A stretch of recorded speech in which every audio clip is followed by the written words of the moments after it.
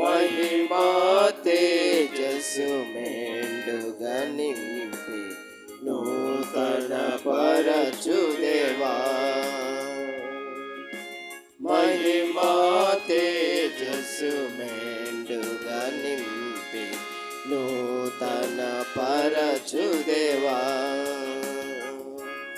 నీ మందిరములో నిత్యము వసించి వర్ధిల్లెదము. నీ మందిరములో నిత్యము వసించి వర్ధిల్లెదము. అనుదినము స్తుతించి నూతన బలమును పొంది అనుదినము స్తుతించి నూతన బలమును పొంది అన్నిటి యందు దీవించబడి ధన్యులుగానుండెదము. అన్నిటి యందు దీవించబడి ధన్యులుగానుండెదము.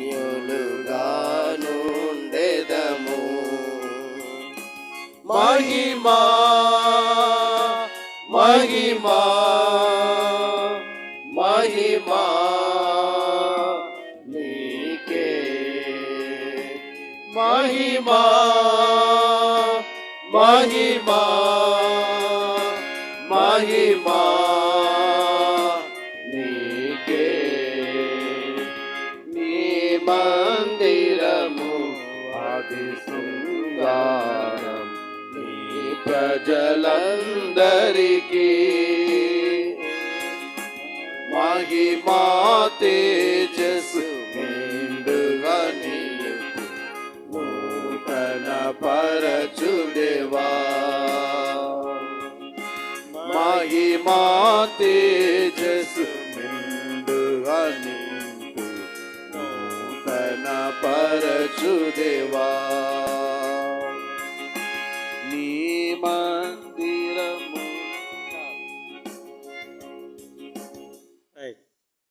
అందరికి ఆకలి అవుతుంది, షుగర్ డౌన్ అవుతుంది. రైట్ అన్నారండి.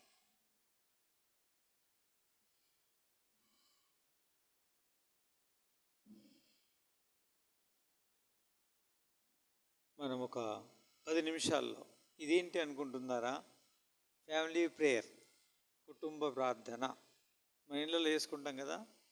నా గాత్రం నీకు స్తోత్రం ఆమెన్ కదా. అలాగే ఇప్పుడు కూడా రైట్. కాబట్టి అన్నాను.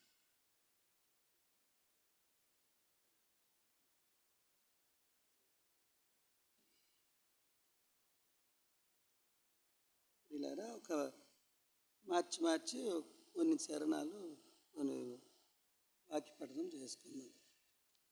యోహాను సువార్త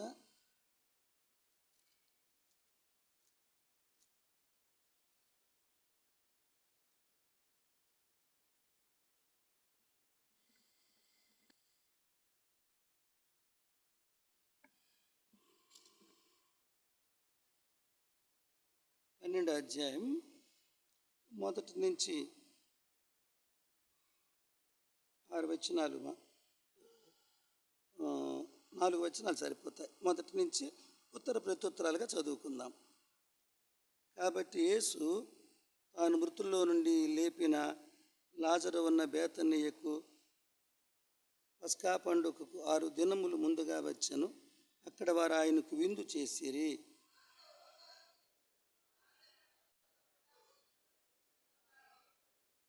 అప్పుడు మరియ మిక్కిలి విలువగల అచ్చ జటామాంసి అత్తర 1 సేరున్నర ఎత్తు తీసుకొని యేసు పాదములకు పూసి తన తల వెంట్రుకలతో ఆయన పాదములు తుడిచెను. ఇల్లు ఆ అత్తరు వాసనతో నిండెను.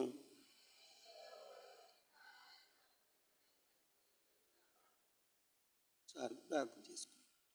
పరిశుద్ధుడైన మా తండ్రి, ఇంతవరకు మీరు ఎంతో స్పష్టంగా మాతో మరి అర్థమయ్యే భాషలో మాట్లాడారు. వందనాలు.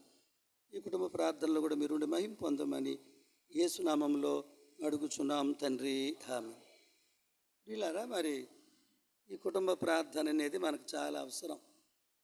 ఇక్కడ ముగ్గురు వ్యక్తులు కనిపించుతున్నారు, మార్త, మరియా, లాజరు. ఈ కుటుంబము ఈ బేతనీయలో ఒక ప్రత్యేకమైన కుటుంబముగా పిలువబడుతున్నారు. యేసుప్రభువారు ఎక్కువగా ప్రేమించే కుటుంబం. అది అక్కడ ఉంటుంది చూడండి, లూకాసు వార్త 10:38 ఉంటుంది. లూకాసు వార్త 10:38 చూద్దాం. అంతటా వారు ప్రయాణమే పోవచ్చుండగా ఆయన గ్రామం ప్రవేశించను. మార్తను ఒక స్త్రీ ఆయన తన ఇంట చేర్చుకొనను. ఆమెకు మరియను సహోదరు ఉండెను. ఈమె యేసు పాదముల యొద్ద కూర్చుండి ఆయన బోధ వినుచుండెను. ఇప్పుడు అంతా చెప్పడానికి సమయం కాదు, కానీ ఈ ముగ్గురు వ్యక్తులు ఉన్నారు ఈ కుటుంబంలో. ఈ బేతనీయ గ్రామంలో ఈ కుటుంబంలో ముగ్గురు వ్యక్తులు ఉన్నారు. ఈ ముగ్గురు వ్యక్తులు ఆ యేసుప్రభువారిని ఆహ్వానించి ప్రతి ఇంటిలో 3 కార్యాలు జరగాలి. ప్రతి కుటుంబంలో 3 పనులు చేయాలి. ఈ కుటుంబంలో 3 పనులు జరుగుతున్నాయి.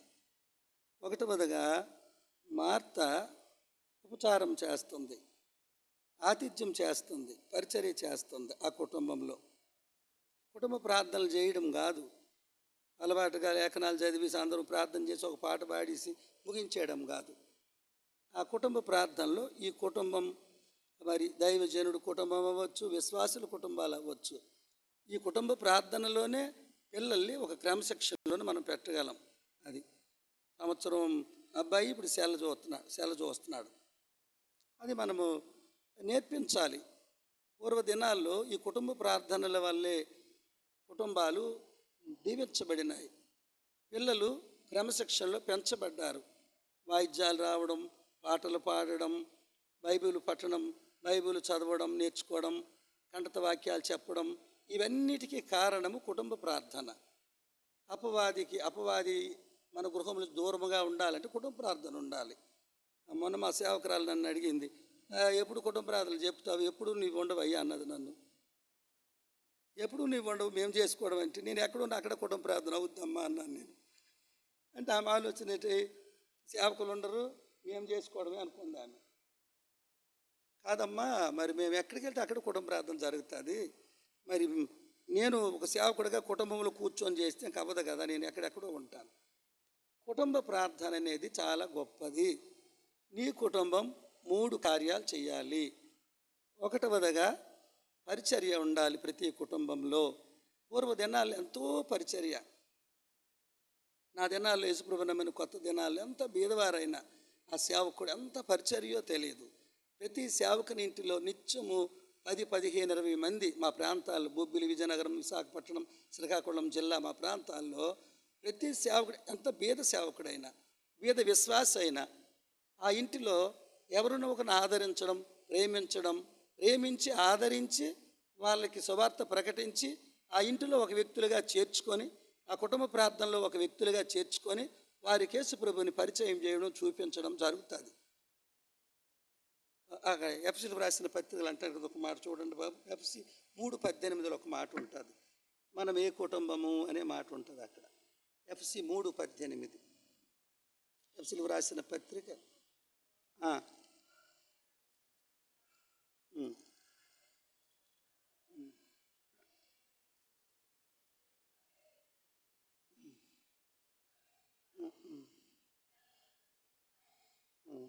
కాదమ్మా 14 ఈ హేతువు చేత పరలోకమందును భూమి మీద ఉన్న ప్రతి కుటుంబము ఏ తండ్రిని బట్టి కుటుంబం అని పిలువబడుచున్నదో ఆ తండ్రి ఎదుట నేను మోకాళ్ళు నీ చాలు. అది క్రైస్తవ కుటుంబములో ఉండే ప్రత్యేకత ఎక్కడా లేదు. మనము పరలోకములో మరి అందరం మేమందరం కలిసి పరలోకములు కూడా మనం కుటుంబంగా ఉంటాం. ఇప్పుడు ఈరోజు నాకు ఒక కుటుంబంగానే నాకు చాలా సంతోషం అయింది. ఎందుకంటే నాకు ఎప్పుడు సమయం దొరకదు ఈ మీటింగ్లకి వెళ్ళడానికి, సేవకుల కూడికలకి వెళ్ళడానికి, నాకు దేవుని వాక్యం వినడానికి. నాకు వినడం అంటే చాలా ఇష్టము. ఇప్పుడు కూడా ఎవరైనా చెప్తే విందామా అనుకున్నాను. ఎందుకంటే వినడము కొంచెం అవకాశం కుదరకుంటుంది. వినడం అనేది గొప్ప సంగతి. ఇప్పుడు అన్న మన హెబ్రోన్లో ఒక ప్రత్యేకత ఏంటంటే ఒక వచనంలోనే 100 మెసేజ్లు చెప్పగలం. వేరే సహవాసాలు ఉన్న ప్రత్యేకత ఏంటంటే ఒక మెసేజ్కి 100 రెఫరెన్సెస్ చూపించిన సత్యం చెప్పలేరు. ఇది పరిశుద్ధాత్మ నడిపింపు. జీవజలపు ఓటలు. మా ఆత్మీయ తండ్రి జీజాన్ గారు అవి జీవజలపు ఓటలు, అవి ఊరుతూనే ఉంటాయి. అందుకే ఇటాడు చూసినామంటే మరి రెఫరెన్స్లు కూడా చూడలేము, అలాగ ఒకవైపు వినాలి మన మెసేజ్ అంతా. తిరుపతిలో ఒక ముసలి ఆయన ఉండేవారు. ఆయన మెసేజ్ చెప్పినప్పుడు మనకంత పల్లెటూళ్ళు మా జనం, ఆయన ఒకసారి 70 రెఫరెన్స్లు తీసేశాడు. ఆయన నువ్వు తీస్తుంటే వీళ్ళు ఎతుకుతున్నారు, నీ మెసేజ్ వాళ్ళకి అర్థం అవ్వకుంటుంది, వాళ్ళేమో సండే స్కూల్ పిల్లలు, నీవేమో యూనివర్సిటీ క్లాస్ చెప్పేస్తున్నావు, ఎలాగ వాళ్ళకి అర్థమవుతుంది అని నేను ఒకసారి గద్దించాను. ఎందుకంటే మన కుటుంబం చాలా గొప్పది. భూమి మీద క్రైస్తవ కుటుంబంలో దేవుని ప్రజలకు ఉండే ఆధిక్యత, భూమి మీద మనం ఒక కుటుంబమే, పరలోకములో అది ఏ తండ్రి చేత, పరలోకములో ఈ భూమి మీద ఒక కుటుంబముగా ఆత్మీయంగా మనందరము ఈ సహవాసములు జీవిస్తేనే పరలోక కుటుంబానికి మనం చేరుతాం. మార్తా, మరియా, లాజర్ ఇంటిలో 3 కార్యాలు జరుగుతున్నాయి. 1వ కార్యము పరిచర్య జరుగుతుంది ఆ ఇంటిలో. ఎంతమంది యేసుప్రభు వారితో ఎంతోమంది వస్తారు. విసక్కుండా ఆమె పరిచర్య విసికింది, కానీ ఆయన పరిచర్య చేసింది. మరియా యేసు పాదముల యొద్ద ఉంది, ఆరాధిస్తుంది. అక్కడ మనం యోహాను సువార్తలో చూస్తే ఆమెకే అత్తరు భరిణి పగలగొట్టింది. ఇక్కడ చూసిన పాదముల యొద్ద ఉంది. దేవుని పాదముల దగ్గర ఉండడం, దేవుని సన్నిధిలో ఆరాధన జరుగుతుంది. 3వదిగా మృతుల్లోంచి లేచిన 4వ రోజున లేచిన లాజరు అక్కడ ఉన్నాడు. లాజరు ఎక్కడ నిలవబడితే అక్కడే సాక్ష్యం ఉంది. అది ఆ ఇంటిలో సాక్ష్యం ఉంది. ఇదిగో 4 రోజులు సమాధిలో నుంచి బయటికి వచ్చిన లాజరు, అది సాక్ష్యం. నీ కుటుంబంలో ప్రియమైన దేవుని ప్రజలారా, చక్కని వర్తమానం విన్నాము. మన ఇంటిలో ఈ 3 కార్యాలు జరగాలి. ప్రతి కుటుంబంలో కుటుంబ ప్రార్థన చేసే మనము ఆ కుటుంబంలో ఈ 3 కార్యాలు జరగాలి. పరిచర్య చేయాలి, ప్రభుని ఆరాధించే కుటుంబముగా ఉండాలి, ప్రభుని చూపించేవారుగా సాక్షులుగా మనం ఉండాలి. అందుకే ఇదంతా మీకు వివరించడానికి నేను ఇప్పుడు ఇక్కడ టైం లేదు. కానీ ప్రియమైన దేవుని బిడ్డలారా, అది ఇంకా దావీదు అనే మహారాజు అంటాడు, నేను నా కుటుంబము నిత్యము నీ సన్నిధిలో ఉండునట్లుగా ఆశీర్వదించు. కుటుంబ ప్రార్థన అనేది మన సహవాసములో ఖచ్చితంగా ఇది ప్రాముఖ్యమైనది. ఏ ఇంటిలో కుటుంబ ప్రార్థన లేదో ఆ ఇంటిలోని కలవరాలు, శోధనలు, అపవాది చోటు చేసుకుంటుంది. ఒక్కొక్కసారి మా అల్లుడు ఎక్కడో దూరంలో ఉంటే అక్కడ ఆ సెలలోని అక్కడ కూర్చొని ఈ 2 పిల్లలు కలిసి కుటుంబ ప్రార్థనలో ఉంటారు. ఏ పరిస్థితుల్లోని కుటుంబ ప్రార్థన అనేది చాలా ప్రాముఖ్యమైనది. దయచేసి కుటుంబ ప్రార్థన ఎవరింటిలో లేకపోయినా దయచేసి కుటుంబ ప్రార్థన కలిగి ఉండాలి. అందుకే మన పరిశుద్ధ సమాజ కూడుకురులో కూడా కుటుంబ ప్రార్థన ఉదయం ఉంటుంది, రాత్రి కుటుంబ ప్రార్థన ఉంటుంది. అంటే కుటుంబ ప్రార్థనతోనే ప్రారంభించాలి, కుటుంబ ప్రార్థనతోనే ముగించాలి రాత్రి. కనుక ఇక్కడ మార్తా మరియల ఇంటిలో 3 క్రియలు జరుగుతున్నాయి. దావీదు కోరుకునేది అంత ఐశ్వర్యం ఉన్న రాజైనప్పుడు కూడా తను కోరుకునేది ఏంటంటే, నేను నా కుటుంబం నీ సన్నిధిలో ఉండునట్లుగా ఆశీర్వదించు. అది దేవుని సన్నిధిలో కుటుంబ ప్రార్థన చేయడమే ఆశీర్వాదం, దేవుని సన్నిధిలో జీవించడమే ఆశీర్వాదం. కనుక ప్రియులారా, కుటుంబ ప్రార్థన లేకపోవడం వల్ల ఒక సేవకుడు కొడుకైతే హత్య చేసుకొని చచ్చిపోయాడు. ఒక సేవకుడు కొడుకు మధ్యకాలంలో నేను చూసినాను, ఆయన పిచ్చోడు అయిపోయినాడు. ఒక విశ్వాసి ఇంటికి వెళ్ళాను, ఆమె నాకు ఆశ్రయం ఇచ్చారు ఆ ఇంటిలో. ఆ కుర్రోడు చెవులోని ఒక రింగు పెట్టుకొని వాడు ఈ క్రికెట్ ఆటలాడిన వాళ్ళ ఫోటోలన్నీ పెట్టుకొని ఆ గదిలోని సెల చూసుకుంటున్నాడు. ఆ సిస్టర్ అన్నది, అమ్మ నీకు 2 కొడుకులు పాప అన్నావు, ఈ పాప బాబీ ఉన్నాడు, ఇంకొక కొడుకు ఏడమ్మంటే గదిలో ఉన్నాడు, నేను పిలుస్తాను, వెళ్ళకయ్యా, మీరు వెళ్ళకండి బ్రదర్ అంటున్నాడు. ఆ అప్పుడు నేను గదిలోకి వెళ్ళి, బాబు మీ అమ్మ అంటే నీకు ఇష్టమా? ఇష్టం. మీ నాన్న అంటే నీకు ఇష్టమా? ఇష్టం అన్నారు. అయితే వాళ్ళు ఎంత కన్నీళ్ళు కార్చుతున్నారే నాకు చెప్పలేక. నువ్వు ఇలా ఉంటే ఎలాగయ్యా? వాళ్ళందరూ ప్రార్థనలో ఉంటే నీకోసం వాళ్ళు కన్నీళ్ళు కార్చి వాళ్ళు ఎంత ఇబ్బంది పెడుతున్నావు అవన్నీ చెప్పినప్పుడు ఆ కుర్రోడు కొంచెం మంచి బిలీవరే ఆ అమ్మ, కానీ చిన్నప్పటి నుంచి నేర్పించలేదు కుటుంబ ప్రార్థనలో. చాలామంది ఆతురత పడిపోతుంటారు, తిరుగుతుంటారు. ఇలాగా తిరగడం కాదు, ప్రశాంతంగా. నేను వదిని సెల్ కూడా లాక్ చేసేసినాను. ఎందుకంటే ఇంకేవో ఒకటి వస్తూనే ఉంటాయి, చూస్తుంటే అది ఒక పని అయిపోతుంది. దేవునికి ప్రయారిటీ ఇవ్వాలి. నేను ఒకరోజు అన్న విషయంలో నేను చూసినాను హెబ్రోన్లో, అక్కడ పరిస్థితులు బాగోలేదు, గందరగోళంగా ఉంది. నాకు కూడా టెన్షన్ వచ్చేస్తుంది.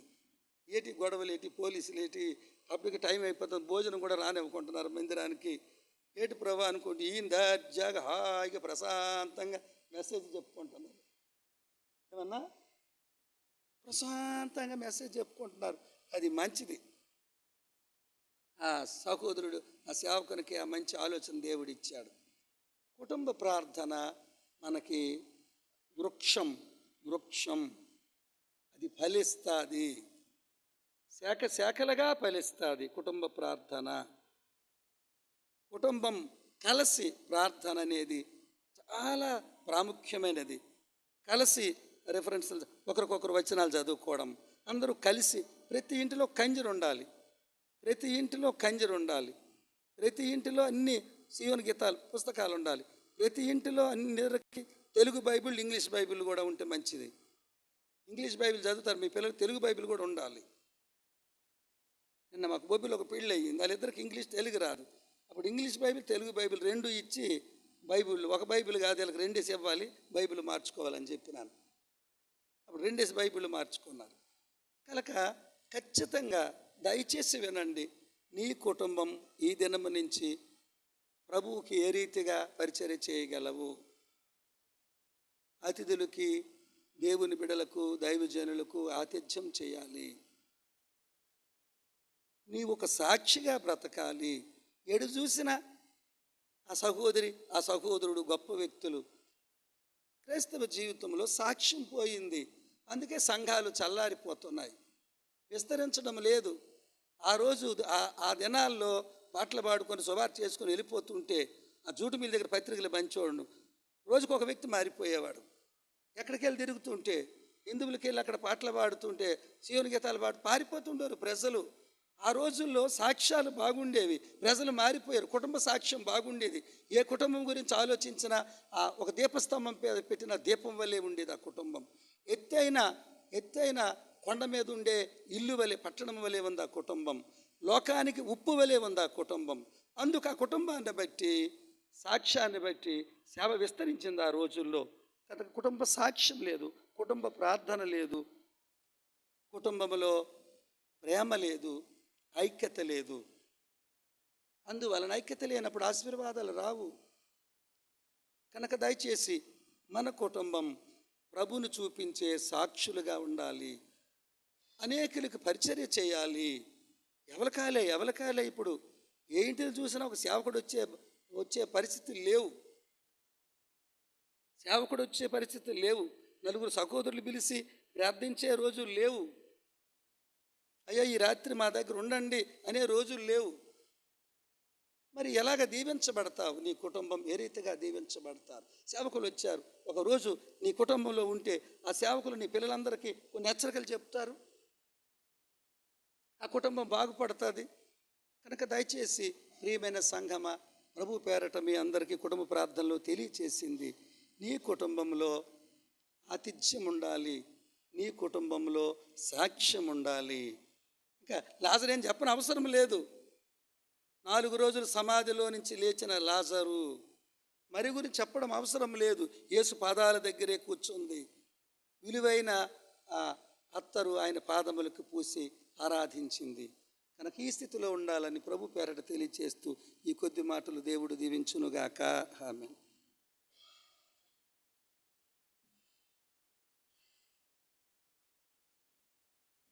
గమనించండి, ఈ సందర్భంలో అందరికీ భోజనం ఏర్పాటు ఉందండి. యథావిధిగా దైవ సేవకులు ఈ అడ్డుతెర అవతల మధ్యాహ్నం ఎలాగైతే కూర్చున్నారో అదేవిధంగా చైర్స్ టేబుల్స్ ఉంటాయి. కింద కూర్చున్న వాళ్ళు కింద కూర్చుంటారు. యథావిధిగా విశ్వాసైన సహోదరులు ఇటువైపు అక్కడ మీకు వడ్డించబడుతుంది. భోజనం చేసుకొని మీరు శుభ్రం ఏదైనా ఉంటే చేసేసి బయలుదేరవలసిందిగా మనం చేస్తున్నాం. బ్రదర్స్ యథావిధిగా ఆ ప్రకారంగా భోజనం చేసుకోండి. మరి అప్పుడు ప్రకటించుకున్న ప్రకారంగా అడ్జస్ట్ చేసుకొని మనము ఈ రాత్రి ప్రభుత్వంలో గడుపుతాం.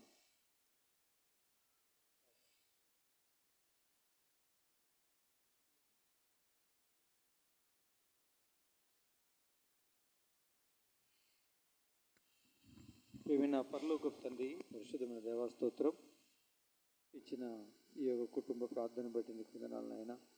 నిజమే, మా కుటుంబాల్లో మరి ఎంతో అవసరం, కానీ దినాలు వచ్చిన కొద్ది సెల్ ఫోన్లు, ఈ టీవీ ప్రోగ్రాంలు, వీటితో ఆయా రకాల జీవనోపాధి విషయమే బిజీ అయిపోయి, పిల్లలు చదువుల్లో బిజీ అయిపోయి మీ సన్నిధి లేకుండా ఉంటుంది. క్షమించండి.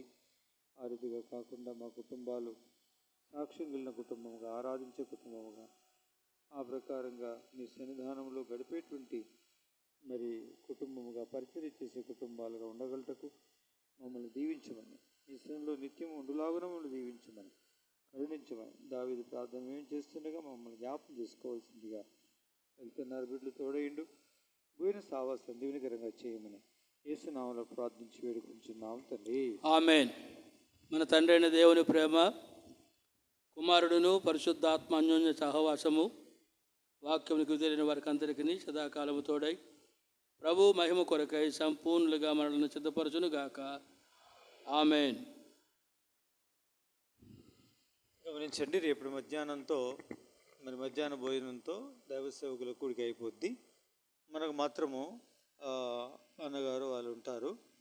మరి రేపు సాయంకాలం యథావిధిగా స్పెషల్ మీటింగ్, జనరల్ మీటింగ్ ఉంటుంది. మనకి అన్నవాళ్ళు మన మధ్యలోనే ఉంటారు కాబట్టి. తర్వాత ఆదివారం యథావిధిగా మనం ప్రకటించుకున్న ప్రకారంగా మన 10 బ్రాంచెస్ అన్నిటికీ ఇక్కడే ఉమ్మడి ఆరాధన, ఐక్య ఆరాధన కలిగి ఉంటాం. ఎందుకంటే మరి అందరము కూడి రావడానికి అవకాశం ఉంటుంది. దైవజనులు ఉంటారు, దేవుని యొక్క వాక్యాన్ని పంచుకుంటారు. ఆత్మీయంగా మనం మేలు పొందడానికి అవకాశం ఉంటుంది. అందరూ అనేకులు రాలేకపోయారు, స్పెషల్ మీటింగ్స్ పెట్టలేకపోయాం కాబట్టి దయచేసి జ్ఞాపకం ఉంచుకోండి, ప్రార్థన చేయండి. రేపు సాయంకాలం రండి. ఇంకా ఎవరైనా ఇతర ఊర్ల వాళ్ళు రేపు సాయంకాలం వచ్చారంటే ఇక్కడే భోంచేసుకొని ఇక్కడే పడుకుంటే 9:30కి ప్రారంభించుకుంటాం. కాబట్టి 1 గంట 1 గంటన్నర